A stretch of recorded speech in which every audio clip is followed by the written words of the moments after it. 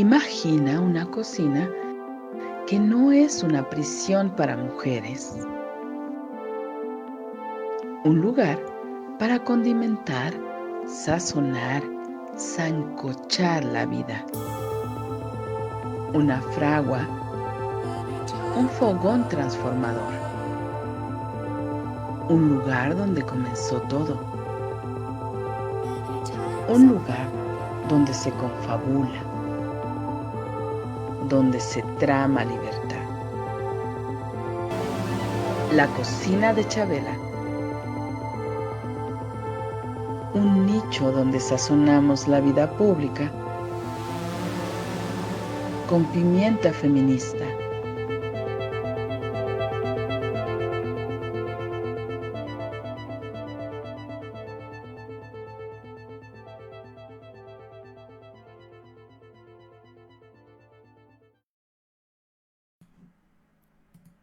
Hola, hola, ¿qué tal? Linda tarde, bienvenidos, bienvenidas.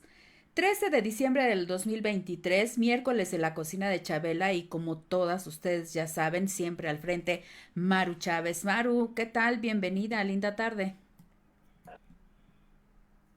Hola, ¿qué tal? Ceci Figueroa, muchísimas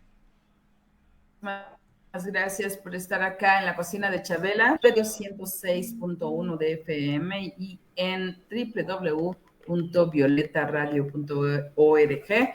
Estamos justamente en la última emisión de 2023 de esta cocina de Chabela. Después haremos un alto y nos encontraremos nuevamente en 2024, en enero.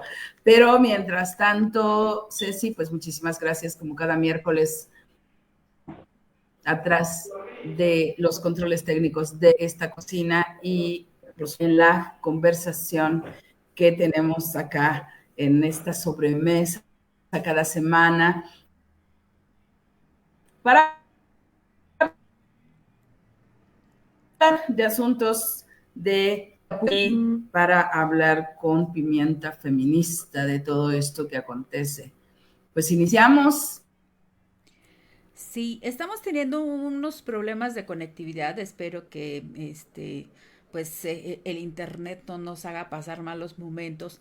Pero bueno, nosotros acá en México estamos padeciendo del frío y creo que nuestros hermanos sudamericanos están con climas cálidos y quizás esto nos lo pueda confirmar nuestra invitada del día de hoy, que nos da mucho gusto recibir aquí en la cocina, porque lo que está sucediendo en su país, Argentina, pues es de mucho interés para nosotras, Maru. Así que, sin más, damos la más cordial bienvenida a Fiorella Vega Pereira, ella comunicadora popular y comunitaria en Argentina. Fiorella, ¿cómo estás? Bienvenida desde Argentina para escucharte acá Hola, en México. hola, ¿cómo están Ceci y Maru? Primero que nada, gracias por la invitación. Y sí, si bien estaríamos en épocas de Mar del Plata, yo justamente estoy en ciudad costera, no es Cava, no es Capital Federal, y es una ciudad bastante más fresca que el corazón de Buenos Aires, digamos, que es la capital. Así que acá, por ejemplo, yo de buzo todavía, ¿por qué no hace un calor como se lo imaginarán? Todavía estamos usando ropa larga, en algún momento ya con ganas de poder empezar a utilizar un poco de ropa corta. Lo que sí está caliente es la política y la economía, ¿no? En nuestro país, a días de la asunción de Javier Milei, que es el nuevo presidente, flamante presidente de la República Argentina. Ayer nos hemos en medidas que se vienen de este nuevo gobierno. Así que está todo a ese nivel bastante caliente, porque las medidas que se anunciaron ayer son de un ajuste muy, muy importante para los trabajadores y los sectores populares, ¿no? Un gobierno que asume con el lema de eliminar y terminar con la casta, bueno, la verdad es que los anuncios del día de ayer demuestran todo lo contrario y ajustan al pueblo trabajador. Fiorella, efectivamente, yo me hago la pregunta, o sea, ¿él está cumpliendo con sus promesas de campaña o no? O sea, esto ya lo había anunciado de alguna manera en sus promesas de campaña. Digo, que sean benéficas o no sean benéficas para el pueblo argentino es otra cosa, y que además la gente que lo votó haya estado consciente de lo que significaba justamente esas promesas de campaña, es otro tema. Pero de inicio mi pregunta es, ¿sí está cumpliendo lo que dijo en campaña que iba a hacer? Bueno, en realidad lo está cumpliendo porque el ajuste, la motosierra, ¿no? Que seguramente es esa imagen que recorrió por todo el mundo de Javier Milei con la motosierra, se está aplicando. A partir del 1 de enero van a comenzar a regir algunas de las medidas que después les voy a mencionar. Entonces, por un lado sí, y la respuesta de la gente justamente es eso, es aceptar este ajuste porque Javier Milei no miente. Lo que tal vez está un poco en duda es si realmente está cumpliendo con la medida de que el ajuste lo iba a pagar la casta o lo iba a sufrir lo que ellos llaman la casta, que en algún momento se creía que la casta en realidad era toda la clase política, ¿no? Los políticos, sus equipos, los ministerios, las secretarias de la casta. En algún momento representó eso y luego no, porque empezó a trabajar también con la casta, ¿no? Y sus equipos lo formó con mucha gente que estuvo trabajando con Mauricio Macri, por ejemplo, en nuestro Ministerio de Economía, que está a cargo de Caputo, que fue también el director del Banco Central en la época de Mauricio Macri. Bueno, hoy es quien está a cargo del Ministerio de Economía y que también forma parte de la casta, que hoy está muy metida en el gobierno de Javier Milei. Entonces, por un lado sí, porque el ajuste realmente se está cumpliendo, no va a haber más obra pública, no va a haber aumento para los sueldos de los trabajadores, se va a mantener los planes sociales, que en algún momento mucha de la gente que lo votó lo que pedía es que se eliminaran los planes sociales. Bueno, eso se duplicó entre las medidas que anunciaron ayer. Se aumenta un 50% de los planes sociales actuales, que no alcanzarían porque la inflación es del 100%, entonces se lo come la inflación, digamos, ¿no? Esto que dice aumentar para sostener a quienes son los sectores más populares. Bueno, en realidad no alcanzaría con eso, y al final, después de todo, nos damos cuenta que la casta no es la que va a pagar este costo político y económico, sino los trabajadores y los sectores más vulnerables. Bueno, empezamos ya de entrada con las medidas que está tomando. Hay un 118% de devaluación del peso argentino, ¿no? Nos enteramos ayer. Sí. Y entonces se pregunta cómo fue, ¿no?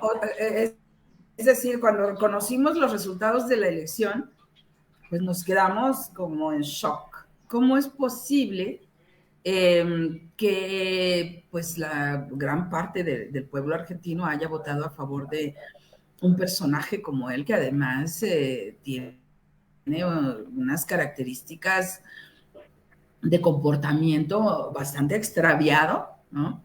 Entonces, desde tu perspectiva, ¿qué fue, entre comillas, lo que le vendió Javier Milei al pueblo argentino que logró que votaran por él? O, aunado a esta pregunta, es,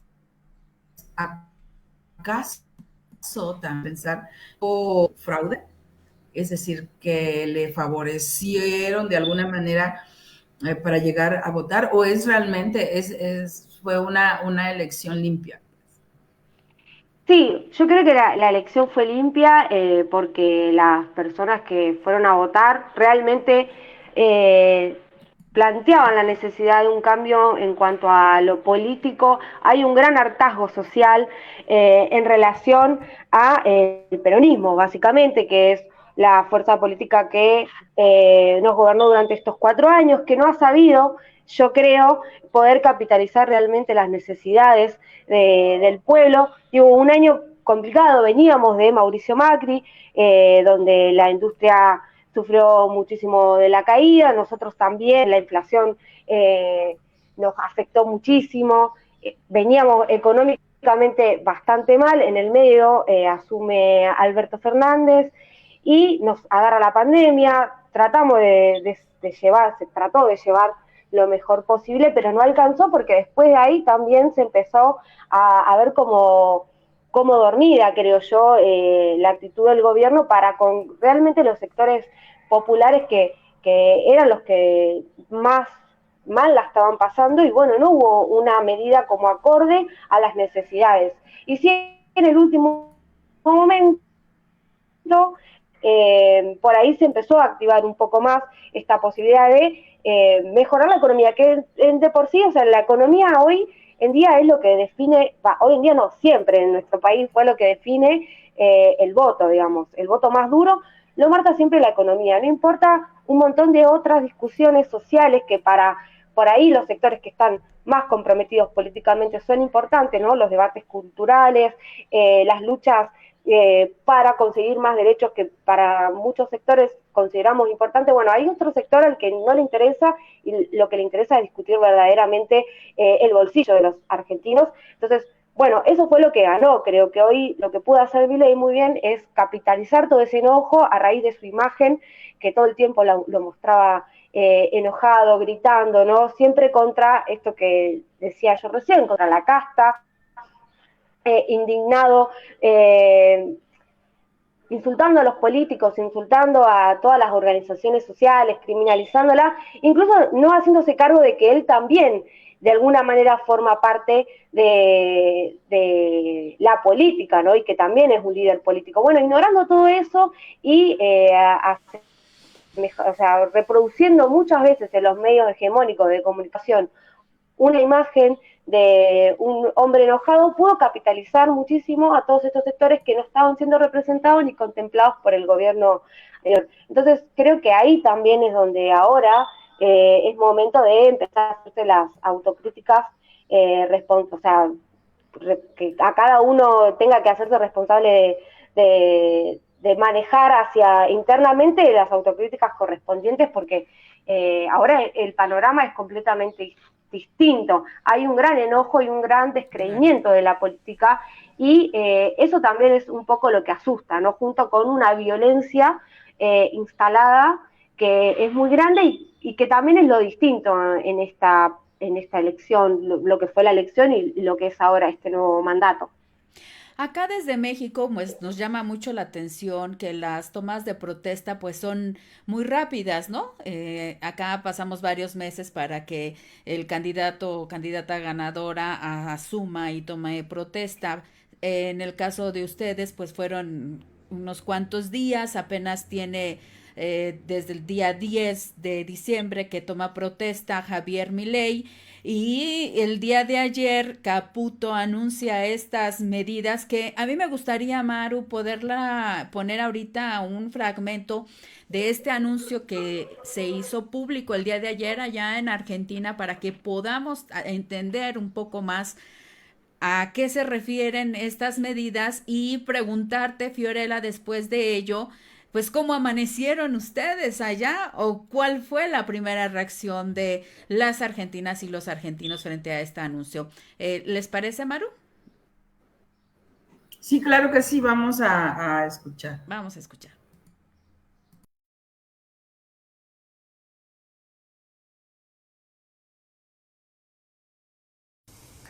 Paso a enumerarlas. Entonces, 1.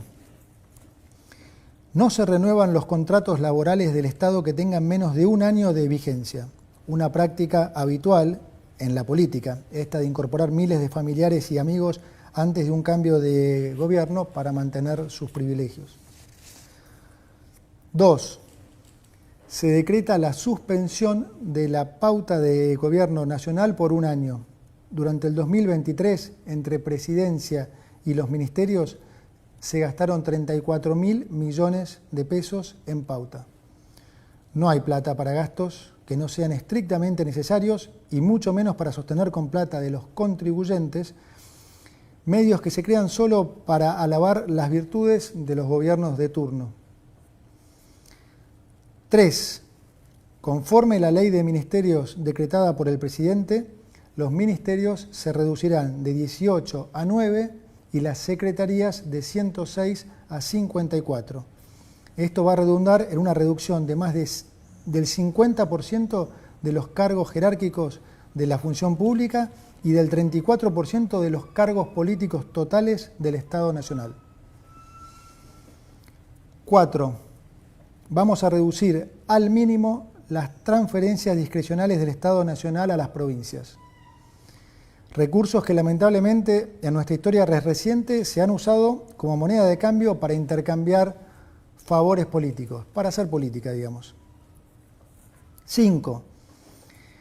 El Estado Nacional no va a licitar más obra pública nueva y va a cancelar las licitaciones aprobadas cuyo desarrollo aún no haya comenzado. Como dije antes, no hay plata para pagar más obra pública que, como todos sabemos, muchas veces termina en los bolsillos de los políticos y los empresarios. La obra pública ha sido siempre uno de los principales focos de corrupción del Estado y con nosotros eso se termina. Las obras de infraestructura en Argentina serán realizadas por el sector privado, ya que el Estado, como dije, no tiene ya plata ni financiamiento para llevarlas a cabo. 6. Vamos a reducir subsidios a la energía y al transporte. Hoy el Estado sostiene artificialmente precios bajísimos en tarifas energéticas y transporte a través de subsidios. La política siempre lo ha hecho porque de esa forma engañan a la gente haciéndoles creer que les ponen plata en el bolsillo. Pero como todos los argentinos ya se habrán dado cuenta, estos subsidios no son gratis, sino que se pagan con inflación. Lo que te regalan en el precio del boleto te lo cobran con los aumentos en el supermercado. Y con la inflación esta, son los pobres, finalmente, los que terminan financiando a los ricos. Adicionalmente, los subsidios al transporte en el AMBA son un acto de profunda discriminación con las provincias del interior. Vamos a terminar con esta discriminación al interior. 7. Vamos a mantener los planes potenciar trabajo de acuerdo a lo establecido en el presupuesto del año 2023. Y vamos, sobre todo, a fortalecer las políticas sociales que son recibidas directamente por quienes las necesitan, esto es, sin intermediarios, como la asignación universal por hijo y la tarjeta alimentar. 8. Vamos a sincerar el tipo de cambio oficial. El tipo de cambio oficial va a pasar a valer 800 pesos para que los sectores productivos tengan los incentivos adecuados para aumentar su producción. Esto va a estar acompañado por un aumento provisorio del impuesto país a las importaciones y a las retenciones de las exportaciones no agropecuarias.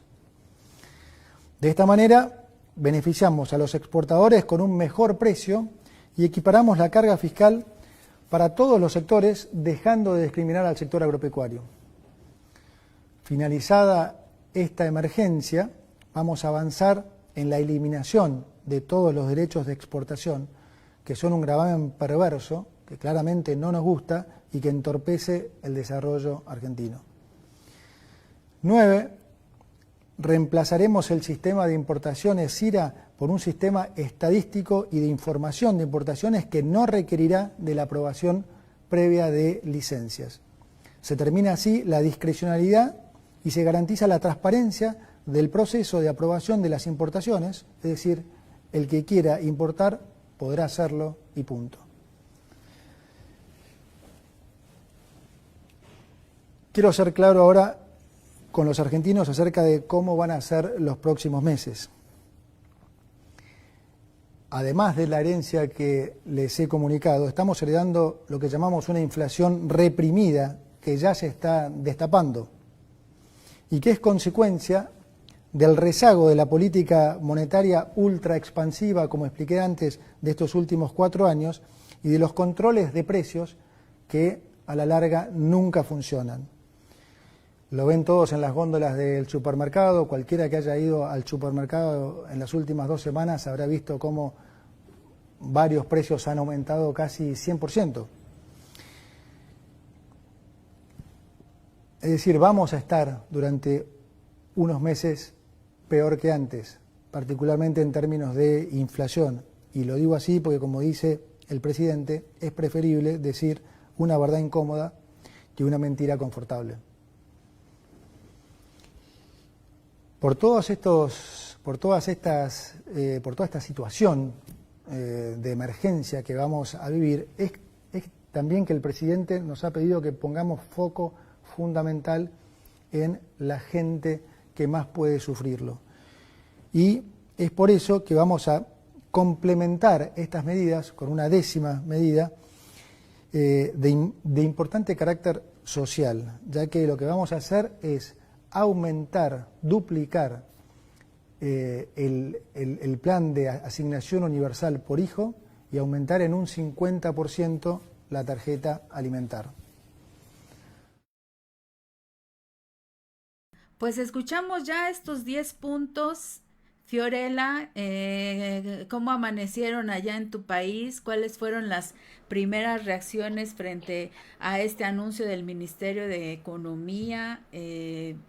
Pues más que interpretarnos nosotras desde acá, ¿qué es lo que están ustedes mirando o ya viviendo en su país?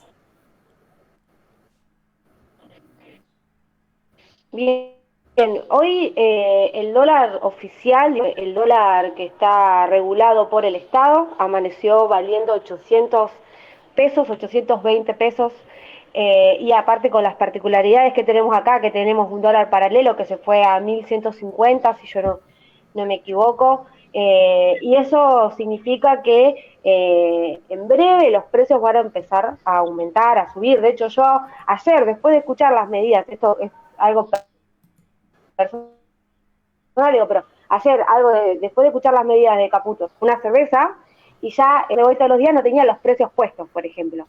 Y además estamos en un contexto particular, digo, porque diciembre para nosotros acá, y imagino que para nosotros acá, ahora en diciembre, que se viene fin de año, que se viene Navidad, se vienen las fiestas, de por sí en nuestra idiosincrasia hay una gran suba de los alimentos,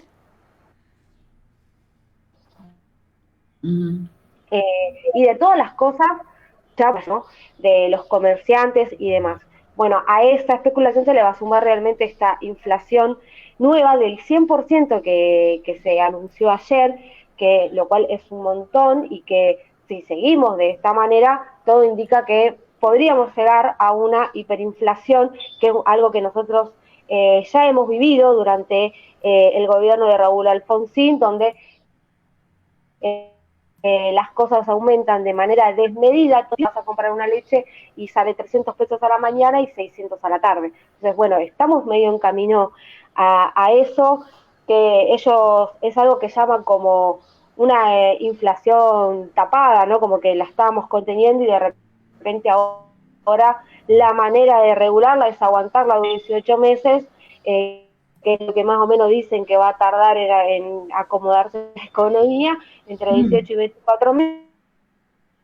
Y bueno, y entre también se suma la quita de subsidios al transporte público y también a el servicio de la... O sea, justo en un momento, en verano, se utiliza muchísimo los aire acondicionados en los lugares como Buenos Aires, por ejemplo, que hace muchísimo calor, las temperaturas son mucho más altas. Bueno, se anuncia esta medida. Esto va a empezar a regir a partir del 1 de enero, estas nuevas tarifas, ¿no?, sin los subsidios.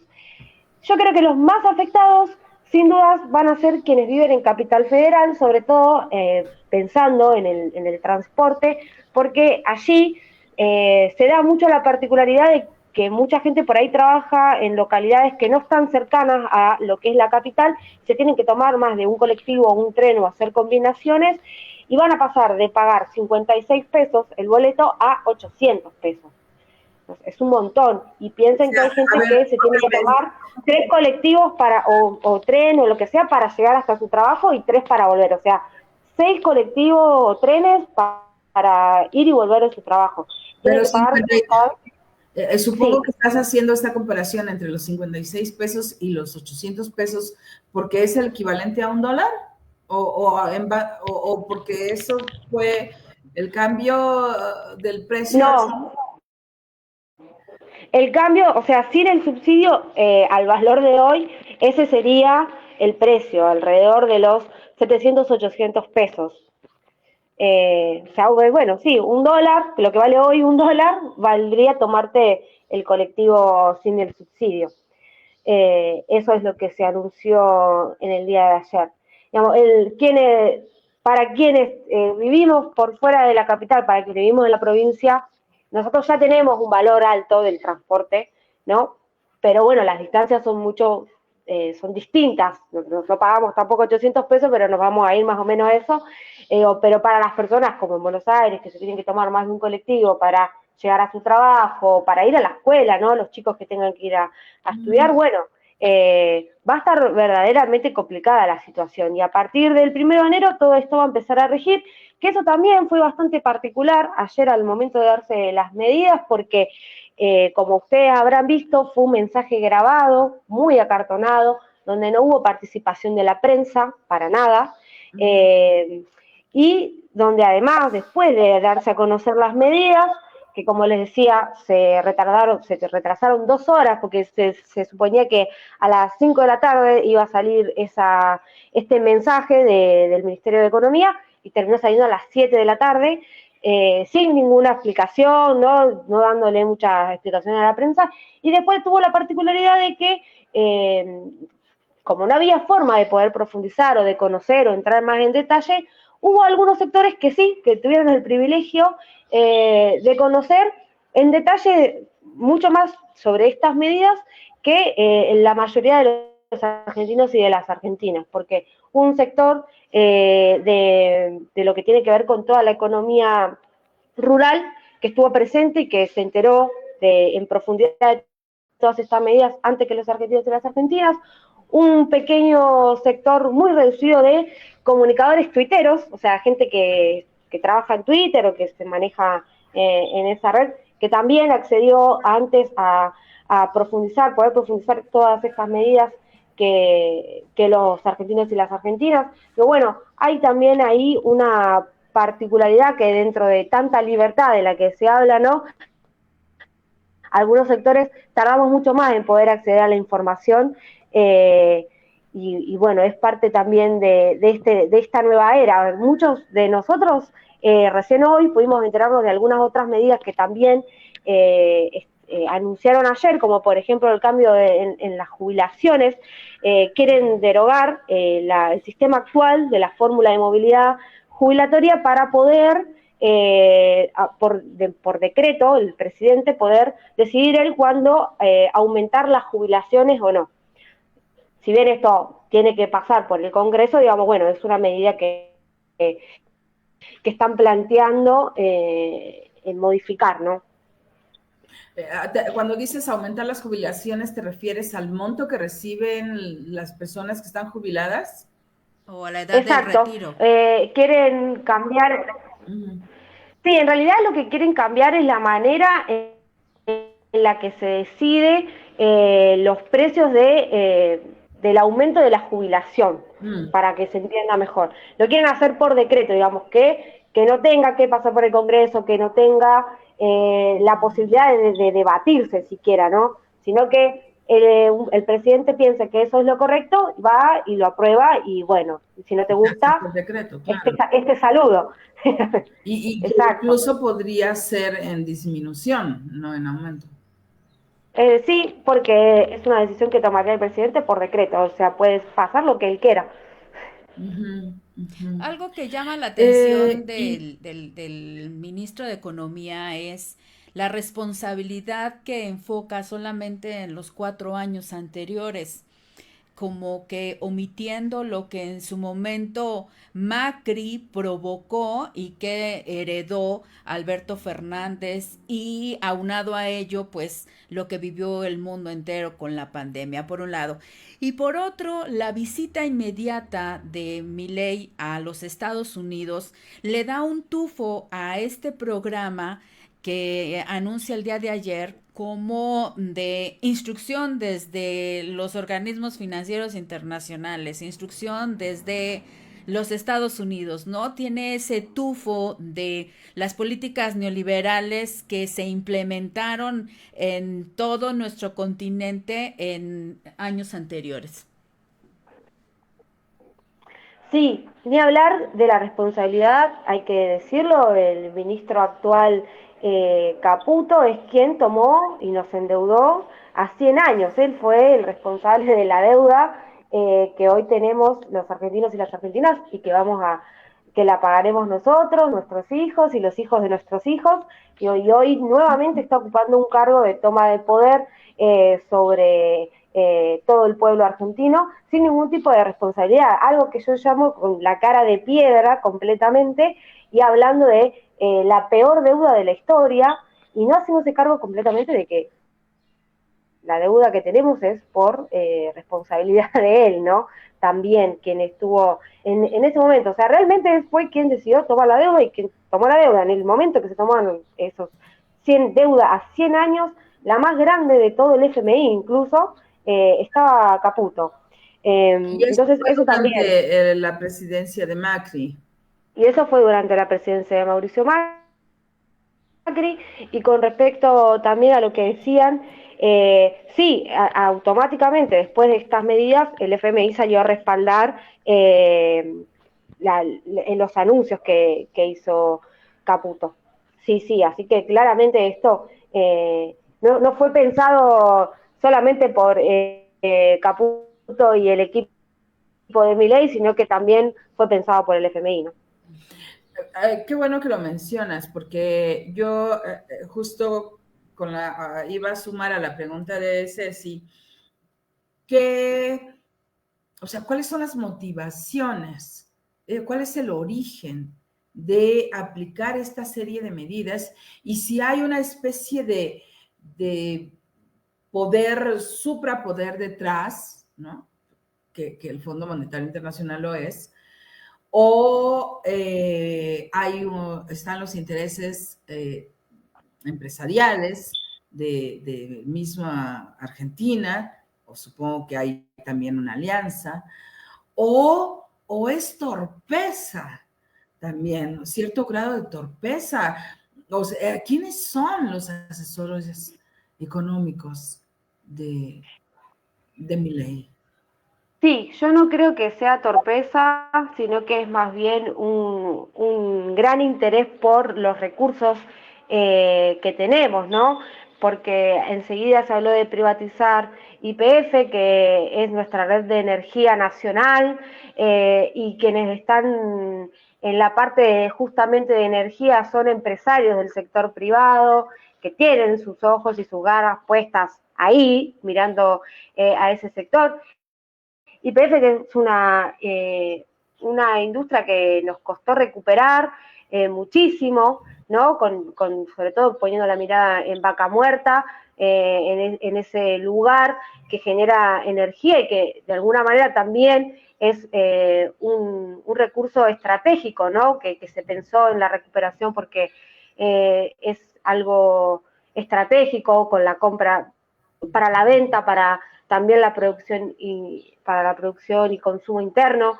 Entonces, sí, lo mismo, por ejemplo, con Aerolíneas Argentinas, quien está a cargo del sector, también es una persona del sector privado. Entonces, sí, me parece que las personas que están asesorando a Javier Milei son personas que tienen sus intereses en nuestros recursos nacionales y que planean privatizarlo. De hecho, que ayer se haya anunciado que no va a haber más obra pública, solamente se va a continuar con lo que ya esté avanzado o a punto de terminar, pero que no se va a invertir en obra pública nueva y que va a estar a disposición del sector privado la obra pública que se quiera hacer. Entonces, bueno, me parece que los intereses están más que claros, y cuando nombramos a algunos de los ministros, secretarios y demás, la mayoría provienen de los sectores privados. Así que no creo que haya sido por una cuestión de torpeza, ¿no? Está todo más que pensado. Sí. En Bien. estas primeras horas de reacciones, ¿cómo mira la gente común, el trabajador común, este periodo que se anuncia, ¿no? Así como que doloroso pero necesario, de, como decimos acá en México, apretarse el cinturón de 18 a 24 meses. ¿Está la población común y corriente dispuesta a este sacrificio durante este tiempo? Sí, al parecer la gente está dispuesta, por lo menos en el cotidiano, ¿no? Que uno escucha como comunicador, como periodista, va atento a lo que sucede a su alrededor.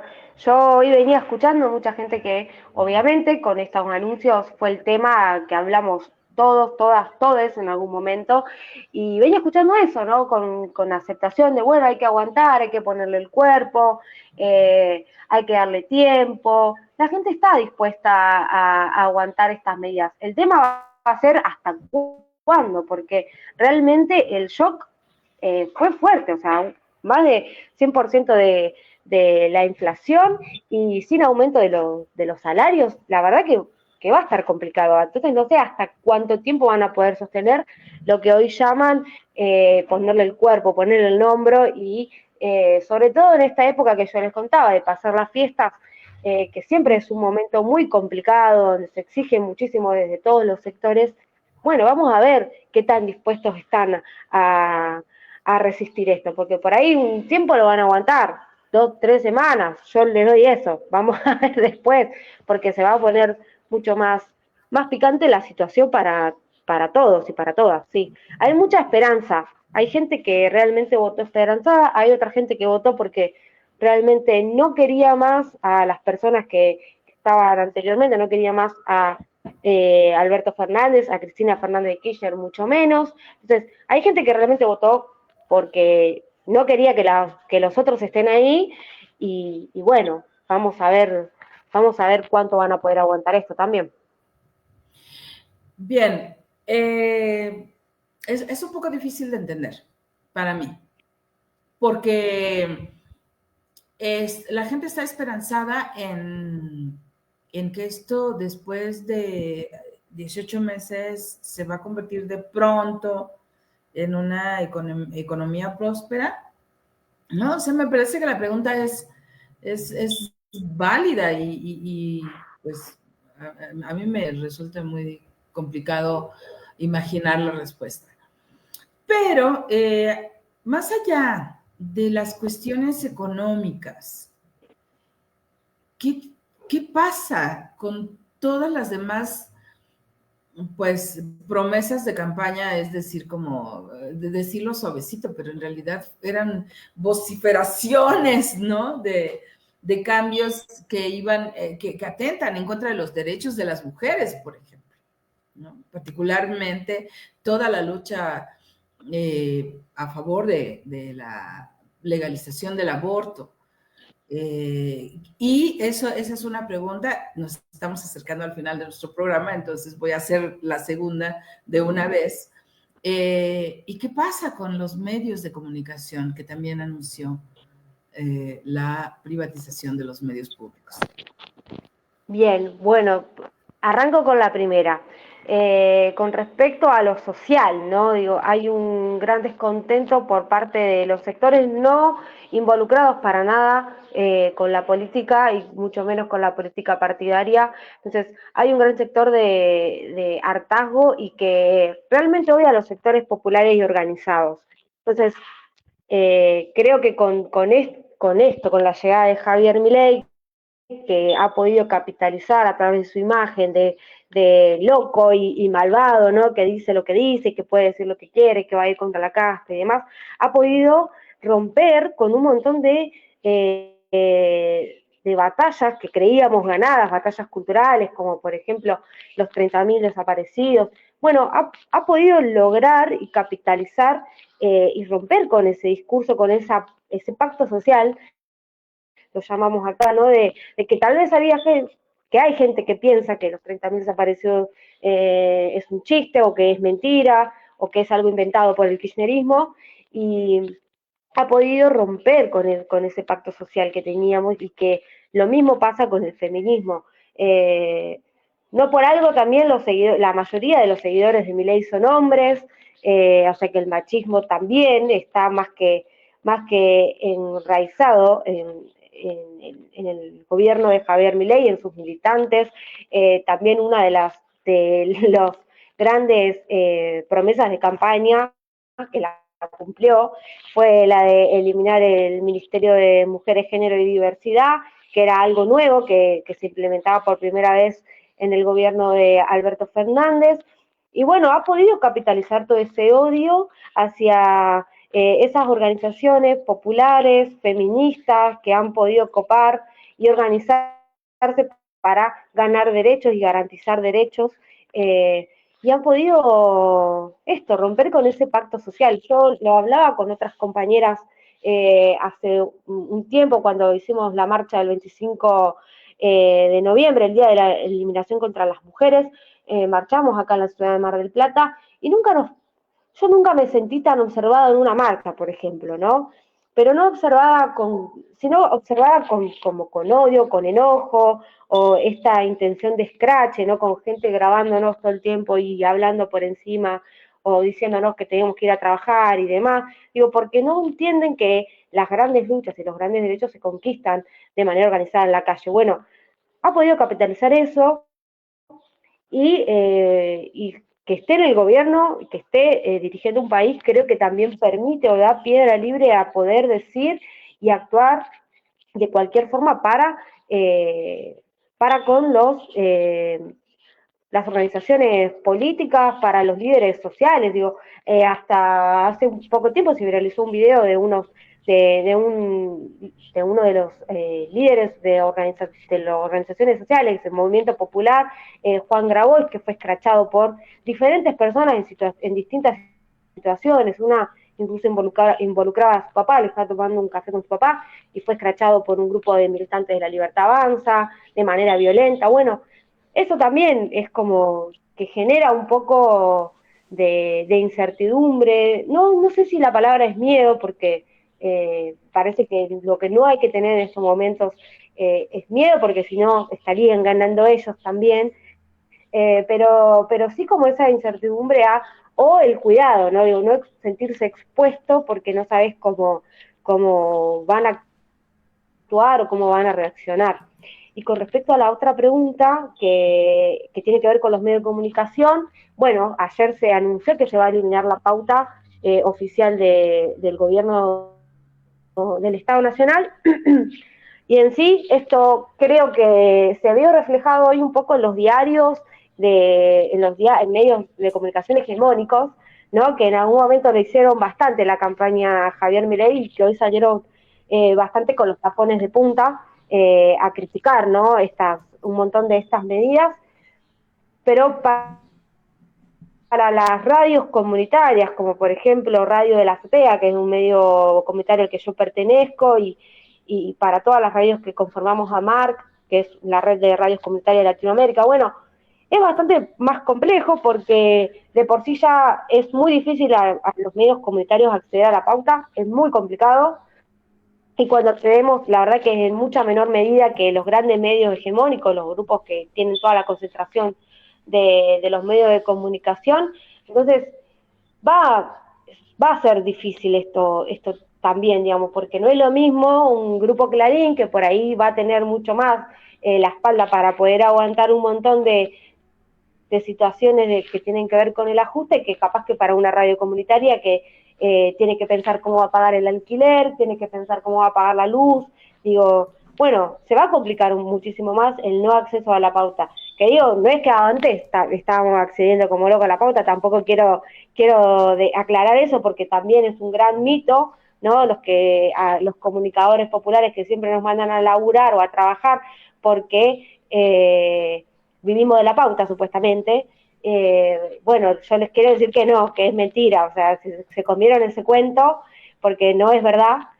Nos cuesta muchísimo más acceder a la pauta oficial del Estado como medio comunitario y bueno, hoy todos nos quedamos sin pauta, incluso hasta los medios hegemónicos de comunicación, y eso se empezó a reflejar porque de repente empezaron a darse cuenta de que las medidas de Milei eran neoliberalistas. Oh, sorpresa. Sí, efectivamente. Justamente ayer en un grupo de WhatsApp de las asociadas de la AMARC en México, eh, nos preguntábamos eso, es decir, si cortaban la pauta para los medios en general, incluidos los comunitarios o populares, o como ustedes les llamen, eh, eh, ¿qué pasaba? ¿Ustedes otra vía de ingresos para sostener el medio? Sí, por supuesto que los medios autogestivos siempre buscamos otra forma de sostenernos, ¿no? Digo, hoy tenemos, ya me pongo a hablar de Radio de la Azotea directamente, pero bueno, tenemos una grilla con muchísimos programas propios de contenido local, que eso es muy importante también, ¿no? Hemos logrado poder tener contenido exclusivamente en relación a nuestra ciudad y a nuestros problemas, que eso también es un tema a discutir. Y bueno, tenemos como ingreso eso, los programas independientes, tenemos las publicidades que podamos conseguir, pero también la verdad que en un momento de crisis todo eso empieza a decaer, o sea, la realidad es esa, es para todo, lo primero que recae siempre es lo que a vos te genera un poquito más de gasto y bueno, esto me genera mucho más gasto, lo voy a tener que dejar, me gusta, pero lo voy a tener que dejar, porque es lo que sucede, ¿no? En los contextos de crisis. Eh, También hoy en día acá teníamos el ENACOM con la posibilidad de participar en concursos de fondos sustentables, ¿no? Que podían sostener algún programa o que no podíamos participar para poder comprarnos equipos que nos ayuden para la radio. Bueno, eso la verdad es que no sabemos si va a seguir, si se va a sostener, hasta cuándo, o cuándo lo vamos a poder, si se sostiene y participamos en un concurso, bueno, cuándo lo vas a poder cobrar, si la plata que te dicen en el inicio del concurso después te va a alcanzar cuando la cobres, ¿no? Porque eso también, entonces va a ser muchísimo más complicada el asunto de lo que por ahí era antes, ¿no? Desde otros países Bien, estamos pues viendo Fiorella, este anuncio como un paquete neoliberal reloaded. No tenemos más tiempo para seguir conversando al respecto. Tenemos 3 días del gobierno de Milei y creo que será prudente volver a encontrarnos, Fiorella, en otro momento para que pues nos vayas dando seguimiento de cómo está pasando la población en tu país frente a este programa de gobierno. Me parece perfecto, me parece que sí. Bueno, tuvimos 3 días bastante movidos, veremos qué pasa con el pasar del tiempo. Quería agradecerles por el contacto y por la posibilidad de charlar, de compartir. Siempre es necesario tejer redes, ¿no? Entre mujeres comunicadoras y además entre mujeres de la comunicación latinoamericana. Estoy mirando porque yo estoy en trabajo y estoy ahí con mis alumnos que estaban yendo. Les quería mandar un saludo porque estuvieron escuchando a los chicos del centro cerrado, trabajo en un centro cerrado de menores en Batán, acá, que es un chicos jóvenes en contexto de encierro, entonces estuvieron escuchando un poquito, les voy a mandar un besito, que estaban atentos ahí en lo que estuvimos charlando. muy bien, claro que sí, también les mandamos saludos y nos despedimos hasta el miércoles. Muchísimas gracias, Bela. Abrazo grande para todas, todos, todes. Hasta pronto.